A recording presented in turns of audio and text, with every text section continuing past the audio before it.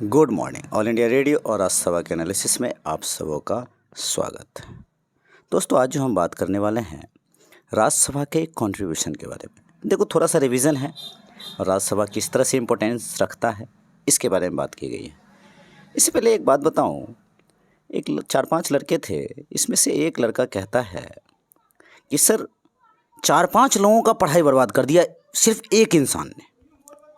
अब बताओ, एक छोटा सा बच्चा जो ग्रेजुएशन में पास आउट है और वो इस बात को समझ रहा है। तो ऐसे ऐसे लोग होते हैं, इनसे सजग रहिए। दूसरी बात जो कहना चाहता हूँ, देखो छोटी छोटी बातें बहुत इम्पोर्टेंस रखता है दैनिक जीवन में और आपके आगे बढ़ने में। देखो, बैरियर, आपको हमेशा कोई ना कोई बैरियर मिलेगा। हो सकता है आपके घर में कोई ऐसी आकस्मिक घटना हो जाए, आपका पढ़ाई में मन न लगे, ऐसा ऐसा बैरियर बहुत मिलेगा। और मैंने अपने बच्चों के साथ, कुछ लोगों के साथ देखा, कुछ बैरियर आए उनके बीच में और अभी तक बैरियर बने हुए हैं। जैसे सिंपल बताऊं, आप किताब लेके घर में बैठे हुए हो, पढ़ रहे हो, घर में लोगों को लग रहा है कि मेरा बच्चा एकदम पढ़ रहा है, दिन रात एकदम जी जान लगाए हुआ है, लेकिन वास्तव में वो किताब सिर्फ देख रहे हैं और सामने जैसे ही कोई आया बस मोबाइल छोड़ दिया, टिप टॉप। इस तरह की घटनाएं मैंने देखा है, ऐसा होता है। देखो, घर में बैठकर अब माँ पिताजी को उल्लू बनाना कितना बेकार काम है यार। मतलब माँ पिताजी से झूठ बोलना, कुछ इंसान, कुछ लोगों को माँ पिताजी से ही झूठ बोलना सिखा दिए, टीचर से झूठ बोलना सिखा दिए कि वो ऐसा इंसान कैसा होगा। और सामने वाले का तो दिमाग पैदल है। अब समझिए मैं क्या कहना चाहता हूँ कि किताब लेके बैठना और किताब में गहन अध्ययन करना, पहले शुरुआती दौर में जब आते हैं लोग।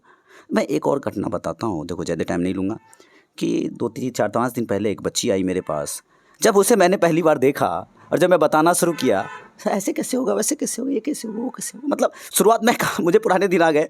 धीरे धीरे ट्रेन करके 2 महीना, 4 महीना, 6 महीने, फिर मेरा एक खास बात है कि मैं 2 साल की चीज़ को 6 महीने, 8 महीने में सिखा देता हूँ। और इसी के बदौलत कुछ लोग हवा में उड़ने लगते हैं। अरे हवा में उड़िएगा तो बहुत जल्दी गिरिएगा भी, ऐसा होता है।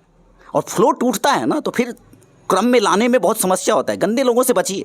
चलिए, आज हम राज्यसभा के बारे में बात करते हैं। राज्यसभा का कंट्रीब्यूशन क्या है? अपर हाउस, द्वितीय सदन हम इसको कहते हैं। अच्छा, मैं एक सवाल पूछूं, ब्रिटिश ज़माने के कौन से एक्ट से ये बात है, द्वितीय सदन की बात कहा गया, काउंसिल ऑफ स्टेट्स की बात कहा गया? 1919 के एक्ट से। जोड़ते रहिए इन चीज़ों को। बस आपको मैं, देखो सॉरी, किस तरह से यूपीएससी को टैकल करना है ये बातें आपको बताने की कोशिश करता हूँ। कॉन्स्टिट्यूशन ऑफ इंडिया, हमारे देश की धड़कन है Rajya Sabha. Contributes towards the welfare of the people. Rajya Sabha के बारे में अगर कुछ बात करनी हो तो वेलफेयर ऑफ द पीपल जोर आप बात कीजिएगा। कल्याणकारी राज्य की जो बात करते हैं, लोगों का कल्याण हो। सेकेंड चैम्बर है और 3 अप्रैल 1952 को ये स्टार्ट हुआ था। मॉन्टेग्यू चेम्सफोर्ड जो 1919 का अधिनियम आया था, अभी बताया आपको। 3 अप्रैल 1952 को 216 मेंबर के साथ ये शुरुआत हुआ। ये 26 गलत है, 216 है। एक फैक्ट इंपॉर्टेंट है, यूपीएससी के नब्ज को पकड़ने का कोशिश कीजिए, वो कहाँ से पूछेगा। यहाँ पर एक नॉमिनेटेड वुमेन थी, रुक्मिणी देवी, यही है। तो रुक्मिणी देवी, ऐसे ऐसे फैक्ट आपको याद होने चाहिए, पता होना चाहिए यूपीएससी कब। दूसरा एक और आपको कीवर्ड बताऊं यूपीएससी का, कि यूपीएससी फर्स्ट अमेंडमेंट वगैरह से बहुत ज़्यादा, फर्स्ट कॉन्स्टिट्यूशन में जो भी अमेंडमेंट वगैरह हुआ है नेहरू के समय काल से, वहाँ से एक ना एक क्वेश्चन डालता ही है। जैसे शेड्यूल से एक ना एक क्वेश्चन डालता ही है। देखो, लगता है कि पॉलिटी का क्वेश्चन बहुत आसान हो जाएगा, निकल जाएगा। जैसे मैंने भी अपने बच्चों को पढ़ाया, सिखाया, निकल जाएगा। लेकिन यकीन मानो, अभी 2-3 दिन पहले मैं कुछ सवाल पूछा, हवा गुल, पुराने बच्चों से ही पूछा, हवा गुल। एग्जाम में, और एग्जाम का प्रेशर 2 घंटे का ऐसा होता है, नो बहुत, इट्स टू मच टफ।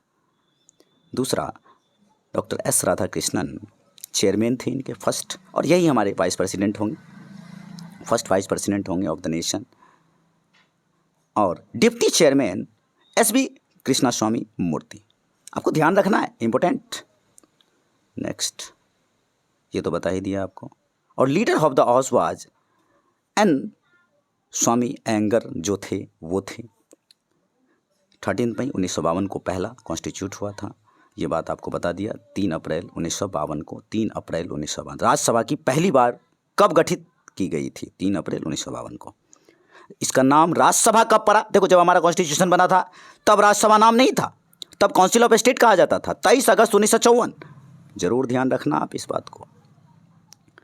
पहले सभापति एस राधाकृष्णन थे इसके, पल्ली राधाकृष्णन। आप जो 5 सितंबर आप लोग मनाते हो। राज्यसभा के सदस्यों की अधिकतम संख्या कितनी है? 250, 238 सदस्य और 12 सदस्य।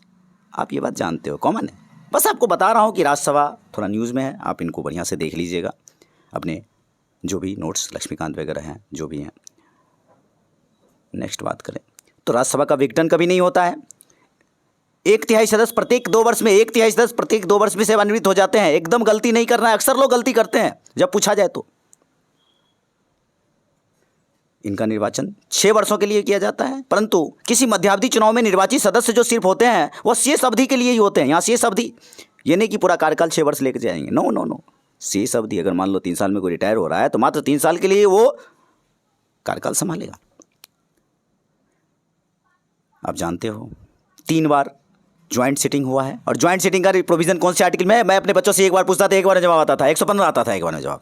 अरे मैं गलती कर दिया, नो नो 108। ध्यान रखिएगा इन चीज़ों। कोई भी रिजोल्यूशन पास राज्यसभा कर सकता है, कुछ भी स्पेशल नेशन को लेकर के इंटरनेशनल सिक्योरिटी की बात हो तो 2/3 मेजोरिटी से। यहाँ पर आपको बताऊँ ऑल इंडिया सर्विसेज बना था, यहाँ आपको बता रहा हूँ 1961 में और 1965 में 2/3 से राज्यसभा ने पास किया था। और क्या बना? एक तो वही all India service, IAS Indian engineering service और इंडियन फॉरेस्ट सर्विस, 3 चीज़ें आप ध्यान रखना। और यहाँ पर एक और चीज़ आता है, Indian medical health service, Indian agriculture service भी आया था जो 2/3 राज्यसभा ने पास किया था। इंडियन एजुकेशन भी पास किया गया था, 108 अभी बताया आपको।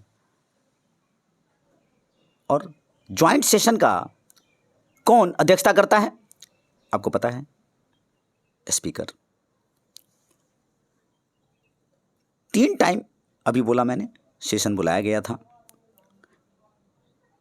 ये छोड़ दो आप, 1961 में, 1978 में, ये छोड़ दो आप, ये इंपॉर्टेंट नहीं है। एक चीज़ आपको ध्यान रखना है, first constitution amendment bill, the constitution second amendment bill 1953 में आया था। ये आपको ध्यान रखना है। ये किसके लिए था? Increase the size of the population per constituency, constituency के अनुसार पॉपुलेशन का साइज बढ़ाना। First on reorganisation of states, the Andhra state bill 1953। First, important, ध्यान रखना। First bill on health education, the All India Institute of Medical Science bill 1955, ध्यान रखना। Urban development, Faridabad development corporation bill 1955। First on agriculture, the agriculture produce development and warehousing corporations bill 1956। वहाँ 1955 था, यहाँ agriculture के लिए 1956 है, ध्यान रखना है आपको। ऑल इंडिया सर्विसेज के लिए फर्स्ट अमेंडमेंट बिल जो आया था आपका सिविल सर्विसेज 1958 में, कुछ फेरबदल हुआ होगा। ये मैंने बात की राज्यसभा को लेकर के। एक बात बताइए कि राज्यसभा की बात कौन से आर्टिकल में किया गया है? मैं कुछ बच्चों से पूछा करता था, रटवा दिया था, शायद 80 में या 79 में। इसका सोचना आपको है। तो आज हमने इतनी सारी बातें की, तो आज के डिस्कशन में इतना ही था। Thank you.